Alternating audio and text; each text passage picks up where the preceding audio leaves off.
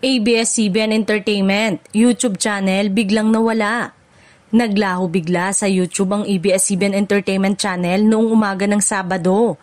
Nang subukang i-access ng mga manonood ang channel, lumabas ang mensaheng "This channel was removed". Marami ang nagulat, lalo na ang mga regular na manonood ng Kapamilya Online Live at It's Showtime.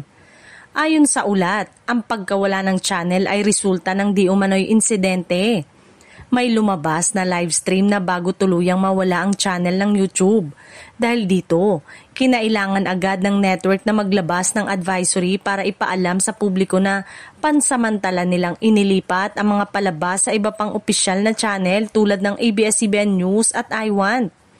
Sa kasalukuyan, maaari pa ring mapanood ang Kapamilya Online Live sa pamamagitan ng iWant at iba pang alternatibong platform.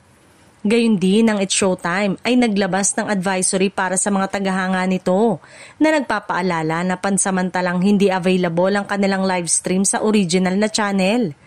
Ang hakbang na ito ay ginawa upang matiyak na patuloy na makaka-access sa mga manonood sa kanilang paboritong programa. Habang hindi pa nagbibigay ng ganap na pahayag ang ABS-CBN tungkol sa insidente, maraming fans ang umaasa na maibabalik ang original channel. Sa ngayon, pinapayuhan ng ABS-CBN ang mga manonood na mag-follow sa kanilang opisyal na social media account at ibang platform para sa mga updates at live stream ng kanilang mga programa. Patuloy rin ang network sa pakikipag-ugnayan sa YouTube upang maibalik ang kanilang pangunahing channel at mapanatili ang access ng publiko sa kapamilya content.